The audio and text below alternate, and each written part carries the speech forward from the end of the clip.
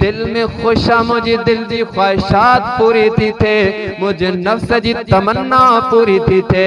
अल्लाह अकबर ला हिकिड़े वक़्तु पंहिंजे घर जी छत ते चढ़ियो, उन जो पेर फिसलियो, हेठ वञी किरियो, मड़को भजी पियो बदबख्त जो, मुर्द इधर के रहे हम ना उधर के, ना खुदा ही मिला ना विसाले सनम, बदबख्त मरियो, दुनिया जो जहान शरियो, दुनिया में भी नाकाम थियो, आखिरत में भी नाकाम बन जियो। जुदा हर का खुदा था, हर कबीले का, हर घराने का, कोई फतह पाने का, कोई भाग जाने का, हर एक जो पंहिंजो पंहिंजो इलाह, पंहिंजो पंहिंजो माबूद, जेको सुणो पंहिंजे मन खे लगे उहो इलाह बणाए, उहो माबूद बणाईंदा हा।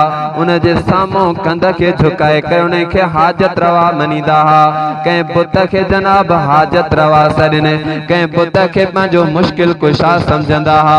कोई बुत पुट ॾियण वारो, कोई बुत धीअरियूं ॾियण वारो, कोई बुत हवाऊं हलाइण वारो, कोई बुत जनाब मींहं वसाइण वारो, कोई बुत वबाल ॾियण वारो, कोई बुत जनाब शफाऊं ॾियण वारो। फरमायो अरअईत मन इत्तखज़ इलाहहु हवा, मुंहिंजा नबी छा तूं अहिड़े माण्हू खे ॾिठो आहे छा जंहिं पंहिंजो माबूद पंहिंजी ख्वाहिशात खे बणायो आहे, जंहिं पंहिंजी ख्वाहिशात खे पंहिंजो रब ऐं पंहिंजो इलाह बणायो आहे, पंहिंजो माबूद बणायो। फ़अंत तकून अलैहि वकीला,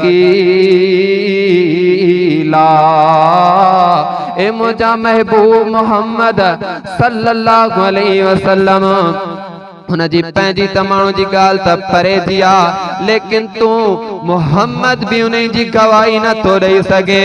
अफ़अंत तकून अलैहि वकीला, तूं भी उन जी गवाही न तो ॾेई सघे। वो जहिड़े वक़्तु वणेसि मुशरिक थी वञे, जहिड़े वक़्तु वणेसि मुर्तद थी वञे, जहिड़े वक़्तु वणेसि काफ़िर थी वञे, दुनिया मां जनाब बेईमान थी करे दुनिया जो जहान। खैरल हदीसी किताबुल्लाह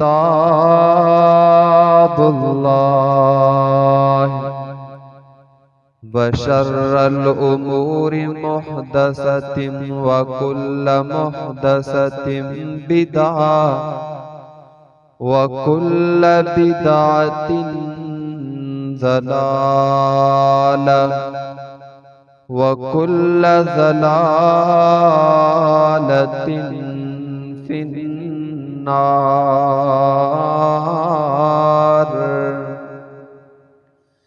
अम्मा बादु फ़अऊज़ु बिल्लाहि मिनश शैतानिर रजीम। बिस्मिल्लाहिर रहमानिर रहीम। अरायत मन इत्तखज़ इलाहहु हवाहु। इन्नल्लाह व मलाइकतहु युसल्लूना अलन नबी या अय्युहल्लज़ीना आमनू सल्लु अलैहि वसल्लिमू तस्लीमा। अल्लाहुम्मा सल्लि अला मुहम्मदिन व अला आलि मुहम्मद कमा सल्लैता अला इब्राहीम व अला आलि इब्राहीम इन्नका हमीदुम मजीद। अल्लाहुम्मा बारिक अला मुहम्मदिन व अला आलि मुहम्मद कमा बारकता अला इब्राहीम व अला आलि इब्राहीम इन्नका हमीदुम मजीद।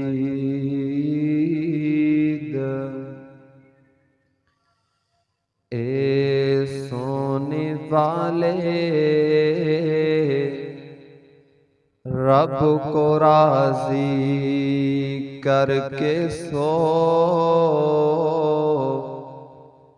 क्या खबर उठे ना उठे सुबह को, और क्या खबर के तेरी सुबह भी हो नहीं, तू कहीं सुबह को ना हो ज़ेरे ज़मीं, तू खुशी के फूल लेगा कब तलक, तू यहाँ जिंदा रहेगा कब तलक। लंदन और पेरिस के सपने छोड़ दे, बस अल्लाह ही से नाता जोड़ दे। बेवफा दुनिया पे मत कर एतबार, बेवफा दुनिया पे मत कर एतबार, एक दिन मौत का तू होगा शिकार। जब जाना ही तुझे याद नहीं, तो आना भी बेकार गया, हर आने वाला जाएगा, कोई सुबह गया कोई शाम गया। मुख्तसर हम्दो सलात खां बाद हर किस्म जी हमद सना अल्लाह जल्ल शानहू जी ज़ात वास्ते आ। दुरूद सलाम इमामुल अंबिया रहमत वाले नबी जनाबे मुहम्मदुर रसूलुल्लाह सल्लल्लाहु अलैहि व आलिहि वसल्लम जंजी ज़ाते गिरामी अक़दसो अतहरो ऐं बलगत वास्ते आहे। खालिक़े कायनात अल्लाह रब्बुल इज़्ज़त जा इंतहाई शुक्र थिया, शुक्र गुज़ार आहियूं जे अल्लाह पाक पंहिंजे घर जे अंदर मस्जिद ऐं मदरसे जे अंदर तव्हां असांखे हिन मक़ाम ते हिन जमात हिन जगह ते विहारे करे जमा थी करे कुरान ॿुधाइण ऐं ॿुधण जी सआदत नसीब फरमाई आहे।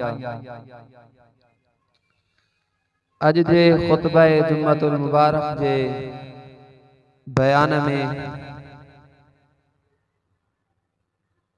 कुछ दुनिया ऐं आख़िरत जे हवाले सां इंसान जे ख्वाहिशात जे मुतालिक बयान कयो वेंदो। अल्लाह रब्बुल इज़्ज़त खां दुआ है त अल्लाह पाक मुखे सही बयान करण जी अवां खे सही समझी उन जे मथा अमल करण जी तौफीक नसीब फरमाए। दुनिया में केतरा ही आया हलिया वया, नेक भी वया बदकार भी वया, अमीर भी वया गरीब भी वया, हिते रही वया लेकिन खणी कुछ भी न वया, खाली हथें आया खाली हथें हलिया वया। कई 40 साल हिन ज़मीन ते रही करे उतों नंगा ऐं बरहना ऐं उघाड़ा थी करे आया। मां जे पेट मो निकता त हिन जे बदन ते कोई कपड़ो न हुयो। 40 साल जिंदगी गुजारे करे हिकड़ो सिर्फ कफन जी चादर खणी करे दुनिया में हलिया वया। कई 50 साल दुनिया ते रही करे आखिर मेहनत कयूं मजदूरियों कयूं इन हिकड़े कफन जे ला, ऐं कई 60 70 साल 100 साल जमीन ते रही वया, कुछ कान खणी विया, इन सिर्फ कफन जे लाए आया। जेकॾहिं मां हीअ गाल चवां त मुंहिंजी गाल गलत न थींदी त मरणो हर एक खे आहे, मौत में कोई भी शक न आहे, लेकिन कफन में शक अलाए कफन भी नसीब थींदो अलाए कान थींदो, अलाए कब्र भी मिलंदी अलाए कान मिलंदी, अलाए कई राख थी करे बाहि में सड़ी करे राख या हवान में न उॾामी वेंदी। ख़बर नाहे कोई जानवरनि जो शिकार बणिजी वेंदो। ख़बर नाहे कोई जबलनि तां हेठि किरी करे रेज़ा रेज़ा थी वेंदो। दुनिया में इंसान आयो आ, दुनिया मां हलियो वेंदो, लेकिन ख़बर कंहिंखे बि नाहे त मुंहिंजो मौत कीअं थींदो। इन वास्ते ख्वाहिशात खे ऐं दुनिया जे हिर्स व हवस खे ख़त्म करे ख़ालिक़ कायनात खे राज़ी करण जी कोशिश कई वञे। मुझे दुआ है अल्लाह रब्बुल इज़्ज़त खां जेकी कुछ मां बयान कया अल्लाह पाक मूसा समेत तव्हां सभिनी खे उन जे मथा अमल करण जी तौफीक नसीब फरमाए। मुझे तव्हां जे पीर ऐं मुर्शिद जनाबे मुहम्मद सल्लल्लाहु अलैहि वसल्लम नबी पाक जो नालो मुबारक अचे दुरूद मोहब्बत सां दिलों से गम मिटाता है मोहम्मद नाम ऐसा है। दिलों से गम मिटाता है मोहम्मद नाम ऐसा है। उन्हीं के दीन से पाई फकीरों ने भी शहनाई। जहन्नुम से बचाता है मोहम्मद नाम ऐसा है। मुझे ताजे पीर मुर्शिद जनाबे मोहम्मद सल्लल्लाहु अलैहि वसल्लम जे सीने पाक ते नाज़िल थियण वारो अल्लाह पाक जो कुरान बयान तो करे। अल्लाह पाक फरमायो अराईत मन इत्तखज़ इलाहहु हवाहु। शाह नबी पाक अलैहिस्सलातु वस्सलाम जिनके अल्लाह पाक फरमायो ए मुझा महबूब मोहम्मद सल्लल्लाहु अलैहि वसल्लम छा तव्हां इन माण्हू खे ॾिठो आहे अराईत मन इत्तखज़ इलाहहु हवाहु जंहिं पंहिंजी ख्वाहिशात खे पंहिंजे मन खे पंहिंजे तन खे इलाह बणायो आहे, पंहिंजो माबूद बणायो आहे, पंहिंजो मुश्किल कुशा बणायो आहे, पंहिंजो हाजत रवा बणायो आहे, पंहिंजो रब पंहिंजी ख्वाहिशात खे बणायो आहे। फरमायूं अराईत मन इत्तखज़ इलाहहु हवा। छा तो अहिड़ो कोई माण्हू ॾिठो आहे जेको पंहिंजी ख्वाहिशात खे पंहिंजो माबूद बणाए, जंहिं पंहिंजी ख्वाहिशात खे पंहिंजे मन खे पंहिंजो इलाह बणाए। अल्लाहु अकबर अल्लाह, अल्लाहु अकबर। सैयदना हजरत अब्दुल्लाह बिन अब्बास रज़ी अल्लाह ताला अन्हु बयान थो करे कोई मक्के जा काफ़र कीअं कंदा हा, पंहिंजे घरनि मां जनाब निकिरी वेंदा हा। कोई पंहिंजे सफ़र ते हज़र में निकिरी वञनि, शाम जो वक़्तु थी वञे जाते उहे पड़ाव डाले करे वेहंदा हुया, जाते शामियाना हणी करे वेहंदा हुया। कंहिं माण्हू जे ज़हन में ख़्याल अचे, सोच अचे त यार झट सां वेठे वेठे छो न मां पूजा कयां, छो न मां इबादत कयां पंहिंजे इलाह पंहिंजे माबूद जी। अल्लाहु अकबर। अल्लाह कोई सुहिणो सुठो पत्थर लहंदा हा, बुत बणाए करे उनखे साम्हूं सजदो कंदा हा, पंहिंजो इलाह बणाईंदा, पंहिंजो हाजत रवा ऐं मुश्किल कुशा बणाईंदा हुया। अल्लाहु अकबर। शाम थींदी हुई, रात गुज़ारे, सुबुह जो जॾहिं उतां निकिरी वेंदा, वरी ॿिए ॾींहं ते जॾहिं वञी कोई पड़ाव हणी करे, कोई शामियानो हणी करे जाते ॿी जॻह ते वेहंदा हा, वरी को ॿियो पत्थर लहंदा हा, कोई ॿियो सुठो बुत लहंदा हा। याने जेको सुहिणो दिल खे लॻे, याने जेको सुहिणो पंहिंजे मन खे लॻे, उहो इलाह बणाए, उहो माबूद बणाईंदा हा।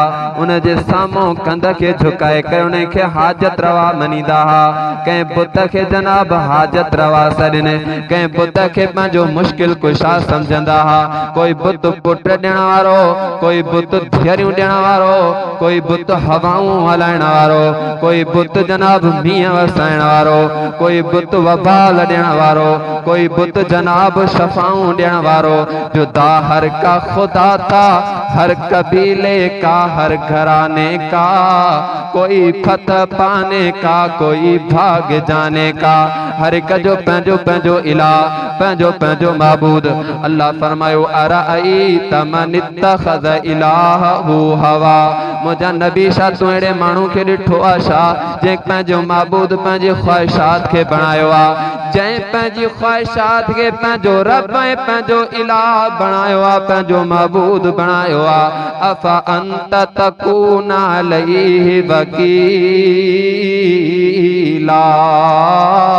ए मुंहिंजा महबूब मोहम्मद सल्लल्लाहु अलैहि वसल्लम हुनजी पंहिंजी त माण्हू जी ॻाल्हि त परे जी आहे लेकिन तूं मोहम्मद भी उन्हीं जी गवाही न तो ॾेई सघे अफ़ा अंत तकून अलैहि वकीला तूं भी उन्हीं जी गवाही न तो ॾेई सघे वो जहिड़े वक़्त वणेसि मुशरिक थी वञे जहिड़े वक़्त वणेसि मुर्तद थी वञे जहिड़े वक़्त वणेसि काफ़िर थी वञे दुनिया मां जनाब बेईमान थी करे दुनिया जो जहान छॾे वञे अल्लाहु अकबर अल्लाह हज़रत इमाम क़ुर्तबी रहमतुल्लाह अलैहि हिकिड़ो पंहिंजे किताब अत-तज़किरा जे अंदरि हवालो लिखियो आहे अल्लाहु अकबर ला हिकु मिस्र जे अंदरि भलो सुठो मौज़िन ॾिसण जो बि सुहिणो आवाज़ जो बि सुहिणो इबादत गुज़ार बि ॾाढो नेक बि वॾो पूरे इलाइक़े जे अंदरि उन जी जनाब हाक पई हले केतिरनि इलाइक़नि में केतिरनि सूबनि ऐं मुल्कनि में उहो जनाब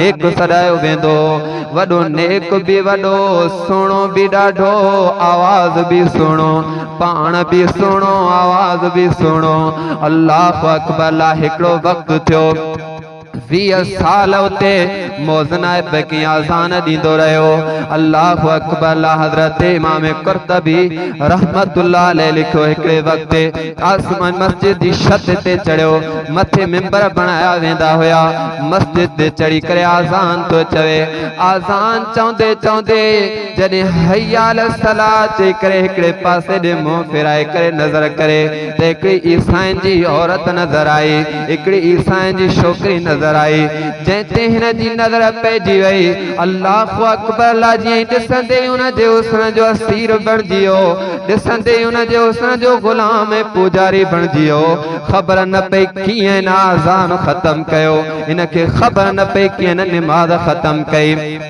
सिधो वञी करे ईसाई जो दरवाज़ो तो खड़काए दरवाज़ो खड़काए करे वो ईसाई ॿाहिरि निकिरी आयो हा ॾस कीअं आयो आहे असां यहूद न ईसाई जे दरवाज़े ते कीअं आए चई मां तव्हांजी फलां छोकिरी सां निकाह करण थो चाहियां मुंहिंजो इरादो निकाह जो बणिजी वियो आहे अल्लाहु अकबर अल्लाह था चवनि ईअं न थी सघंदो तूं मुस्लमान आहीं असां ईसाई आहियूं इहो रिश्तो कीअं थींदो अलबत्ता जे तूं ईसाई थियणु चाहे थो त असां तोखे रिश्तो इहो ॾियण जे लाइ तयार आहियूं अल्लाहु अकबर ला हिन चयो हाणे जो हाणे हिन वक़्त मां दीने हनीफ तां तो खणा मुर्तद थियो बदबख्त अल्लाहु अकबर ला हिन जी दिल ख्वाहिशात खे पूरी करण जे लाइ ॾाढो ख़ुशि आहे वॾी हिन जूं तमन्नाऊं दिल जूं पूरियूं थियूं थियनि अल्लाहु अकबर अलाह ख़ुशि ख़ुशि आहे फलाणे तारीख़ ते हिन जो निकाह थींदो फलाणी तारीख़ ते हिन जी शादी थींदी दिल में ख़ुशि आहे मुंहिंजी दिल जी ख्वाहिशात पूरी थी थिए मुंहिंजे नफ़्स जी तमन्ना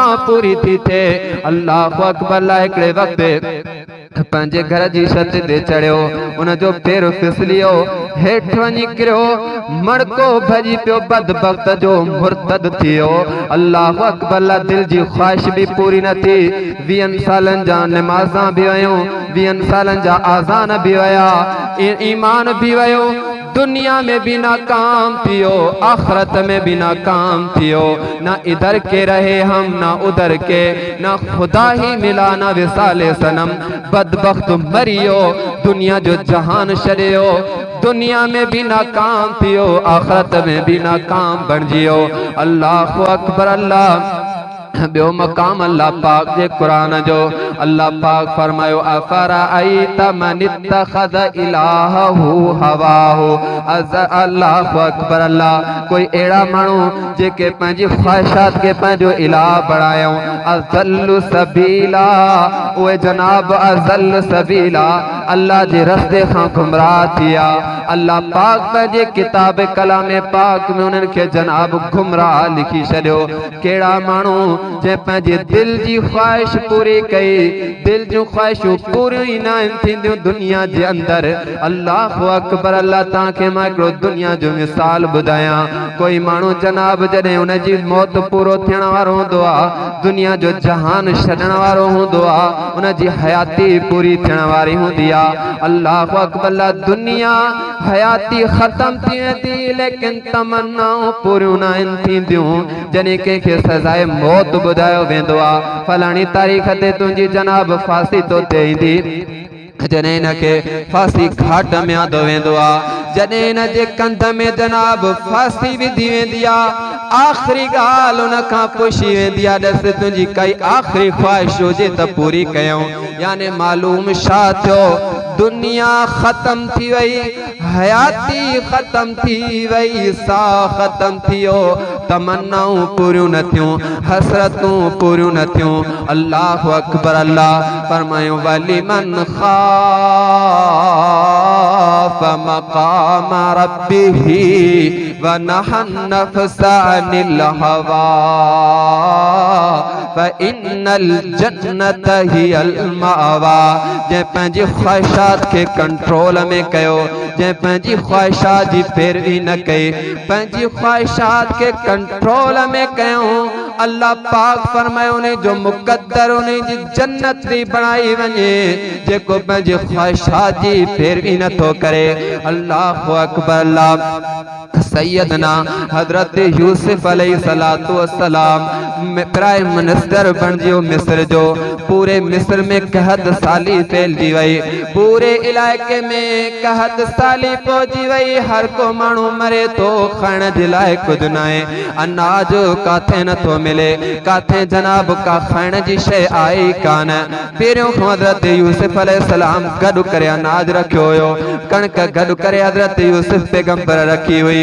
मां पढ़ियो तारीख़ जे अंदर सैयदना हज़रत यूसुफ अलैहिस्सलातु वस्सलाम अधु मानी रात जो खाईंदो हो, अधु मानी सुबह जो खाईंदो। वज़ीरन पुछा कई यूसुफ पैगंबर हीअ कहिड़ी ॻाल्हि आहे, असांखे सम्झ में ई नथी अचे, तव्हां अधु मानी सुबह जो खाओ था, अधु मानी शाम जो खाओ था। हज़रत यूसुफ पैगंबर जी अखियुनि मां पाणी वही आयो, रोई पियो। अल्लाह जो नबी हज़रत यूसुफ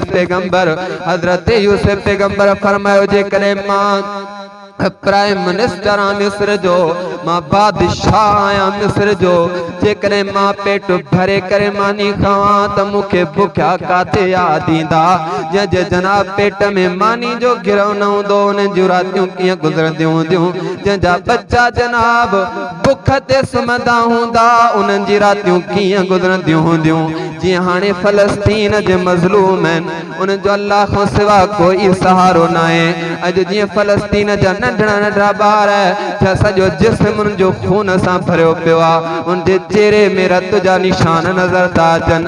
नंढड़नि नंढड़नि ॿारनि खे फीडर हथनि में आहिनि, उनजे सीननि में गोलियूं थियूं आयूं वञनि। अल्लाह पंहिंजे फ़लस्तीन मुस्लमाननि जी मदद फरमा। अल्लाहुम्मा अंसुरिल इस्लाम वल मुस्लिमीन। तव्हां मूंसां गॾु दुआ घुरो त या अल्लाह फ़लस्तीन जे मुस्लमाननि जी मदद फरमा। अल्लाहुम्मा अंसुरिल इस्लाम वल मुस्लिमीन। अल्लाहु अकबर। अल्लाह हे मेरी कौम के रहनुमा भी सुने, मेरी उजड़ी हुई दास्तां भी सुने, जो मुझको मुल्क तक मानते ही नहीं, वो दुनिया के हुक्मरां भी सुने। सिर्फ लाशें ही लाशें मेरी गोद में, सिर्फ लाशें ही लाशें मेरी गोद में, कोई पूछे न मुझसे कि मैं इतना क्यों गमगीन हूँ। मैं फलस्तीन हूँ, मैं फलस्तीन हूँ, मैं फलस्तीन हूँ, मैं फलस्तीन हूँ। आए थे कि दिन आए थे मेरी इस सरजमी पर, उमर आए थे ऊंट पर अपना खादिम बिठाए हुए, जिसकी परवाद है आसमानों तलक। मैं वो एक जख्मी जख्मी शाहीन हूँ, मैं फलस्तीन हूँ, मैं फलस्तीन हूँ। अल्लाह खुदा करो, अल्लाह कोई नेक साले हुक्मरान अता फरमाए, असा के जिहादी गैरत नसीब अल्लाह पाक फरमाए। अल्लाह पाक फलस्तीन के मुसलमान की मदद फरमाए। अल्लाह अकबर है भी त नेक साले हुक्मरान गुजरिया। सैयदना हजरत अबू बकर सिद्दीक रज़ी अल्लाह ताला ने जे दौरे खिलाफत जो वक्त आयो, एक पीरो जे को दियो हजरत अबू बकर सिद्दीक रज़ी अल्लाह ताला ने मसनद खिलाफत ते आया। अल्लाह अकबर। अल्लाह उन खा जे को बियो डी गुजरियो, हजरत अबू बकर सिद्दीक रज़ी अल्लाह ताला ने कपड़ा खणी करे बाजार में वयो, वनी करे कपड़ा बाजार में तो विकणे। मानो पुछो सहाबा, पुछो वजीरन, पुछो ए अबू बकर सिद्दीक तवा कपड़ा जो विकणो था ताने हुकूमत जा मानू मसला पुछण ईंदा।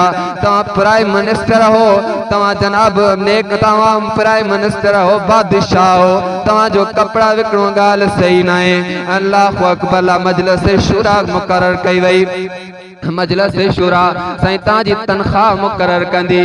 अल्लाह अकबर। हजरत अबू बकर सिद्दीक रज़ी अल्लाह ताला ने फरमायो, जे करे मुझी तनख्वाह मुकर्रर था कयो, मदीने जे मजदूर जी जेतरी तनख्वाह है उहा मां प्राइम मिनिस्टर जी, उहा मां बादशाह जी तनख्वाह मुकर्रर कयो, ताकि खबर पए त मजदूरन जो ॾींहुं कीअं गुज़रंदो आहे, ताकि खबर पए त मजदूरन जो घर कीअं हलंदो आहे। ये भी तमने एक साल बादशाह गुजरिया। अल्लाह अकबर। जॾहिं दुनिया जो जहान शरे तो हजरत अबू बकर सिद्दीक रज़ी अल्लाह ताला अन्हु मुंहिंजी ऐं तव्हांजी वालिदा मोहतरिमा हजरत अम्मा आयशा सिद्दीका रज़ी अल्लाह ताला अन्हा अची करे मथन खां बीहे थी। हजरत अबू बकर सिद्दीक फरमायो, मुंहिंजी धीअ, मुंहिंजी न्याणी सैयदा आयशा रज़ी अल्लाह ताला अन्हा, जेॾे मां दुनिया जो जहान छॾे वञा, मुंहिंजो जनाबीअ जेके कपड़ा मुंहिंजे तन ते पातल आहिनि इहे ई धोई करे मूंखे कफन ॾींदा हो, इन्हनि में ई मूंखे दफन कजा हो। अल्लाह अकबर। छो त नए कपड़े जी मरी वयलनि खां ज़िंदा माण्हुनि खे वधीक ज़रूरत आहे। अल्लाह अकबर। अल्लाह इहे बि त हुक्मरान हा, इहे बि त बादशाह हा। अबू उबैदा बिन जर्राह रज़ी अल्लाह ताला अन्हु, हजरत उमर रज़ी अल्लाह ताला अन्हु जे दौरे खिलाफत जो वाक़ियो आहे। हजरत अबू उबैदा बिन जर्राह रज़ी अल्लाह ताला अन्हु खे दमश्क जो मुझे हजरत अबू बकर सिद्दीक प्राइम मिनिस्टर बनायो, उतों जो गवर्नर बनायो। अल्लाह अकबर। अल्लाह। जॾहिं हजरत अबू उबैदा बिन जर्राह दमश्क जो बादशाह बणजी वियो, हजरत उमर फरमायो, मां दमश्क जो सैर करण तो अचां, ॾिसां त वज़ीर छा था करनि, उन्हनि केतिरो पैसो गॾु कयो आहे। हजरत अबू उबैदा बिन जर्राह रज़ी अल्लाह ताला अन्हु फरमायो, न साईं न, तव्हां मुंहिंजे घर जी विज़िट न कयो। हजरत उमर रज़ी अल्लाह ताला अन्हु शक में पइजी वियो, थी सघे मतां हिन कोई नाहक माण्हुनि खां पैसो गॾु कयो आहे, तंहिंजे करे मूंखे ॾिसण जे लाइ नथो चवे। अल्लाह अकबर। अल्लाह। हजरत उमर फरमायो, सुभाणे मां इहो सैर कंदुमि, तव्हांजो घर मां ॾिसंदुमि, तव्हांजे घर जी विज़िट कंदुमि। हजरत अबू उबैदा बिन जर्राह खां पुछा थो करे, ॿुधाए त सही तुंहिंजो घर किथे आहे? उन चयो, दमश्क में मुंहिंजो घर आहे। दमश्क जा 3 मुल्क हुया, उर्दन हो, फलस्तीन हो, लबनान हो ऐं दमश्क खुद हुयो। ये 3-4 शहर वॾा जने हज़रत अबू उबैदा बिन जर्राह फरमायो मां जो दमश्क में घर आ। दमश्क उन वक्त में सब खां वधीक अमीर शहर हुयो। हज़रत उमर रज़ी अल्लाह ताला अन्हु जो शक पक में तब्दील थियो। फरमायो सुभाणे जरूर मुखे विजिट करनी आ। अल्लाहु अकबर। सुबह थियो, काफिलो रवाना थियो। उते दमश्क में हज़रत अब्दुल्ला अबू उबैदा बिन जर्राह रज़ी अल्लाह ताला अन्हु हज़रत उमर रज़ी अल्लाह ताला अन्हु सां गॾु हलंदे हलंदे जने हज़रत अबू उबैदा बिन जर्राह अॻ में तो हले, ताजरनि जा ताज नज़र आया, वॾा वॾा महलात नज़र आया। हज़रत अबू उबैदा अॻ में हज़रत उमर पोइताऊं हज़रत उमर शक में पइजी वियो। एॾा ताजरनि जा ताज नज़र आया, वॾा वॾा महलात नज़र आया। हलंदे हलंदे जॾहिं पूरे जनाब सॼी बाज़ार दमश्क जी ख़त्म थी वई। आख़िर में हिकिड़ो कच्चो जनाब काननि जो ठहियल मकान नज़र आयो। हज़रत अबू उबैदा बिन जर्राह उन में दाख़िल थियो। हज़रत उमर रज़ी अल्लाह ताला अन्हु ॿाहिरां अची करे बीठो। हज़रत अबू उबैदा बिन जर्राह उनखे अंदर आंदो। हज़रत उमर जॾहिं अंदर आया ॾिठनि त काई बि जनाब उते खट न आहे पई, काई बि उते कुर्सी न आहे पई, काई उते मेज़ न आहे पई, कुझु बि न आहे पियो। हिकिड़ी जाइ नमाज़ ठहियल आहे जिते हज़रत अबू उबैदा नमाज़ पढ़ंदो हो। अल्लाहु अकबर अल्लाह। हज़रत उमर जे अखियुनि मां पाणी वही आयो। हज़रत उमर फरमायो ए उबैदा बिन जर्राह ॿुधाए त सही तू खाईंदो पींदो काथे आहीं, शामे आ तुंहिंजा थांव काथे आहिनि। हज़रत अबू उबैदा बिन जर्राह मथां छत में हथ वियो। काननि जी छत बणियल हुई। हिकिड़ो जनाब भांडो निकितो, हिकिड़ो थां निकितो जंहिंमें फरमायो असां खाईंदा बि इन में आहियूं, पींदा बि इन में आहियूं। जॾहिं शाम पइजी वेंदी आहे हिन नमाज़ वारी जॻह ते सुम्ही पवंदा हूं। अल्लाहु अकबर अल्लाह। हज़रत उमर फरमायो ए अबू उबैदा बिन जर्राह नबी सच फरमायो हुयो जे मुंहिंजी उम्मत जो कोई अमीन ॾिसण चाहियो था अबू उबैदा बिन जर्राह खे ॾिसो, वाकई तू अमीन आ। अबू उबैदा खे फरमायो वाकई तू अमानतदार आ, वाकई तू अमीन आ। अल्लाहु अकबर अल्लाह। ये भी त असांजे हुकूमत जा बादशाह थी गुज़रिया आहिनि। अल्लाहु अकबर अल्लाह। तारीख़ जे अंदर अचे थो हज़रत हिकिड़ो सहाबी हिकिड़ो ताबई बयान थो करे। अल्लाहु अकबर अल्लाह। अब्दुल्ला हौज़नी रहमतुल्लाह अलैह बयान थो करे मूंखे मौक़ो मिलियो हबश जे तरफ़ मां सफ़र कयो। सफ़र कंदे कंदे हबश में हज़रत बिलाल रज़ी अल्लाह ताला अन्हु सां मुंहिंजी मुलाक़ात थी वई। मुंहिंजी गुफ्तगू थी हज़रत बिलाल सां। मां पुछा कई बिलाल ॿुधाए त सही नबी जो गुज़र सफ़र कीअं हलंदो हो। अल्लाह पुराणियूं यादियूं ताज़ियूं थी वयूं, पुराणो वक़्तु यादि अची वियो। नबी दुनिया में वफ़ात करे आया, हज़रत बिलाल हबश हलिया विया। पुराणियूं यादियूं ताज़ियूं थी वयूं, पुराणियूं ॻाल्हियूं यादि अची वयूं।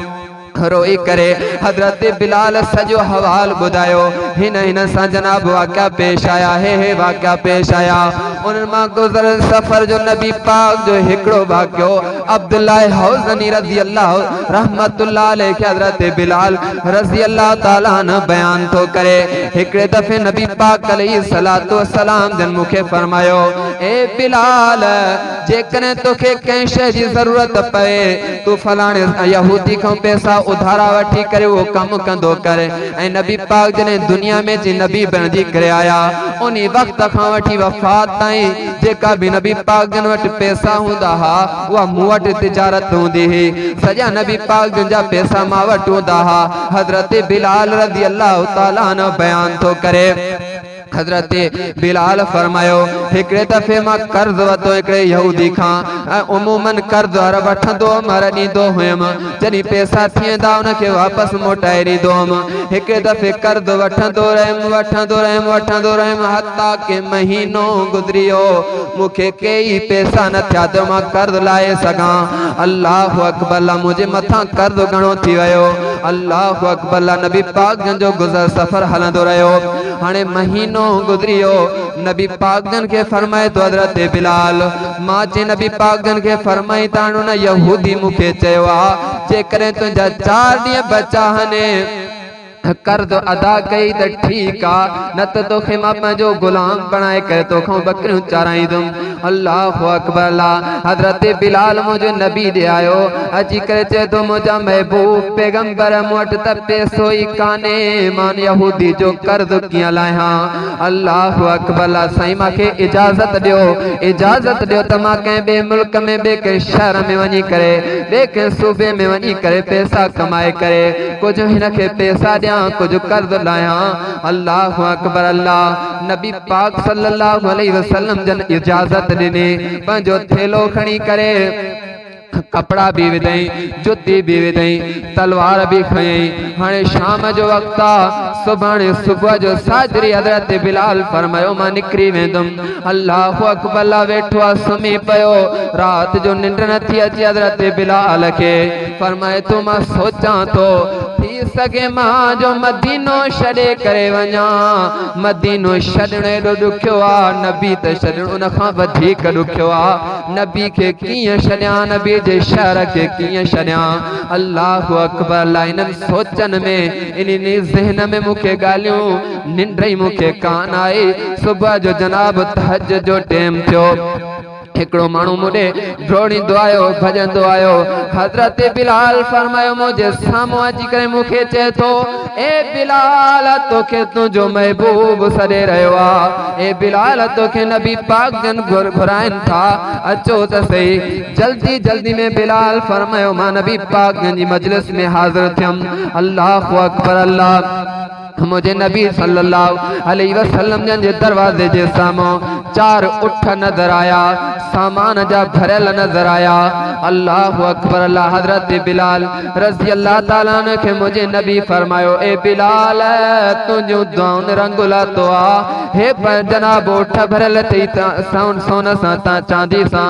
हे जनाब उठ भरियल अथई माल ऐं अनाज सां। इहे खणी वञो पंहिंजो कर्ज़ वञी लाहे।